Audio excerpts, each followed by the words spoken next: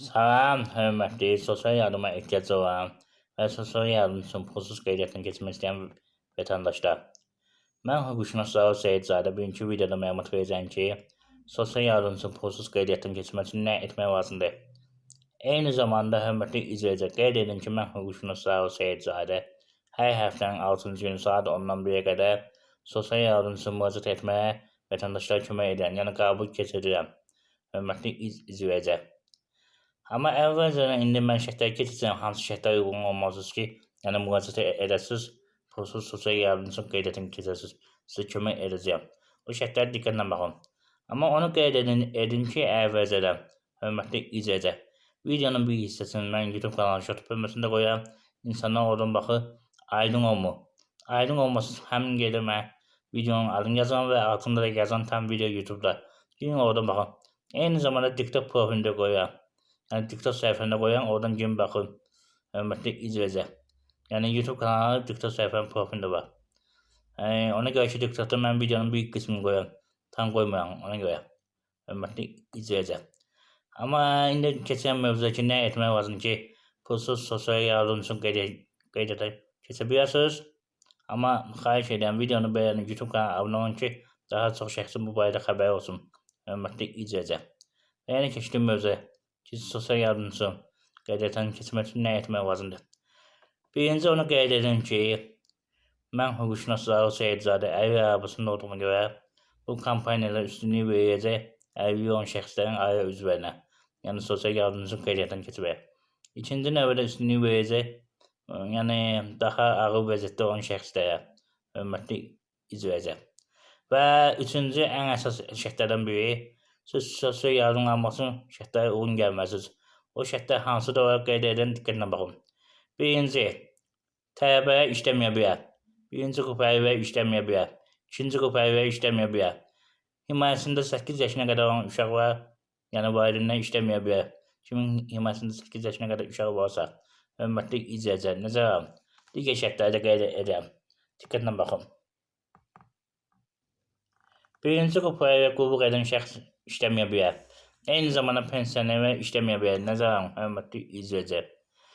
Kimin adına maşın varsa, həmin şəxsə sosial yardım verilməyəcək. Kimin adına motosiklet varsa, sosial yardım verilməyəcək. Və qeyd edən siyahı var ki, nə işləməyə bilər. Həmin siyahıya düşməyən şəxslərə sosial yardım verilməyəcək. Mütləq iş yeri olmalıdır.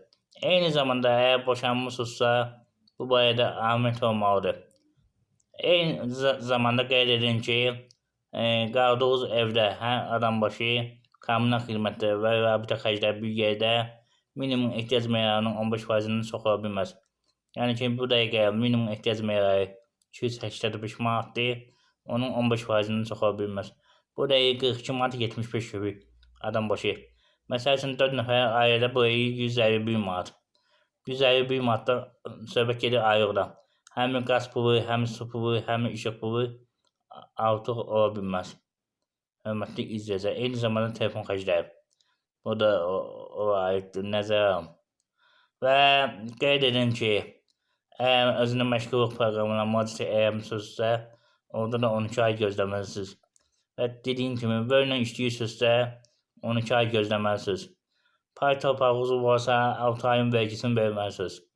Nəzərə alın, hörmətli izləyici, mütləq qeyd edirəm. Və digər şərtlər də var, onları da qeyd edirəm. Məsəl üçün, hörmətli izləyici, 4 nəfər ailədə minimum ehtiyac meyarı 285 manat olduğuna görə, yəni bir ailənin gəliri 1140 manatdan aşağı olmalıdır. Nəzərə alın. Mütləq qeyd edirəm. Əgər boşanmışsınızsa, ərlə arvad eyni evdə qalırsa, mütləq qeyd edirəm. Buranın qaz sərvacı, su sərvacı, işıq sərvacı hamısı ayrıca olmalıdır. Nəzərə alın. Hörmətli izləyici, mütləq qeyd edirəm. Bu ayrıca olmalıdır. Əks halda yəni verilməyəcək. Nəzərə alın. Kirayə qalırsınızsa, hörmətli izləyici, onu da qeyd edin, diqqətlə baxın. Dediyim kimi, əgər kirayə qalırsınızsa, hörmətli izləyici, mütləq qeyd edirəm. Yəni kirayə müqaviləsi olmalıdır. Göstərməlisiniz ki, nə qədər kirayə pulu verirsiniz. Yox, hansı bir qohumun, hansı bir yaxın adamın evində, dostunun evində qalırsınızsa, ona ehtiyac yoxdur. Hörmətli izləyici, nəzərə alın.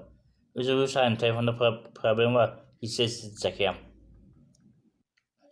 Və kirayə qaldığınız evdə çalışın ki, hörmətli izləyicilər, bəyən qeyd edildiyi kimi kommunal xidmətlər, yəni qaz, su, işıq, bunlar həmin 15% qalxmasın. Yəni minimum ehtiyac məyarının. Hörmətli izləyicilər, söhbət ondan gedir. Yəni bunu nəyə görə qeyd edirəm, hörmətli izləyicilər? Ona görə qeyd edirəm ki, bir də görürsünüz, ev yazısı kirayə evi verib 3-4 nəfərə, hamı bir sərvacdan istifadə edir. Və burada sərvacın xərclədiyi vəsait çoxalır, yəni qazı, sudur, işığı çoxalır. Normaldan artıq olur. Ona görə sosial yardımdan imtina gələ bilər. Nəzərə alın, hörmətli izləyicilər. Əsas şərtlərdən biridir ki, kirayə tutduğunuz zaman və ya dost tanışın evində qaldığınız zaman elə bir evdə qalın ki, yəni kommunal xidmətlər minimum ehtiyac məyarının 15%-nin yuxarı qalxmasın. Yəni minimum ehtiyac məyarı bir daha xatırladıram. 285 manatdır. Onun 15%-nin yuxarı qalxmasın. Yəni 42 manat 75 qəpikdir. Hörmətli izləyicilər, nəzərə alın. Bir daha əsas şərtlərdən birini qeyd edirəm. Əgər adınızda maşın olubsa və yaxud etibarnamə olubsa, onu vərəqəyə məsələn 12 ay gözləməlisiniz. Həmin vərəqəyə düzü vaxtdan, həmin saxtığınız vaxtdan belə deyilir, 12 ay gözləməlisiniz, sonra müraciət etməlisiniz. Hörmətli izləyicilər, nəzərə alın, əsas şərtlərdən biri də budur. Mütləq qeyd edək. Əks halda verilməyəcək.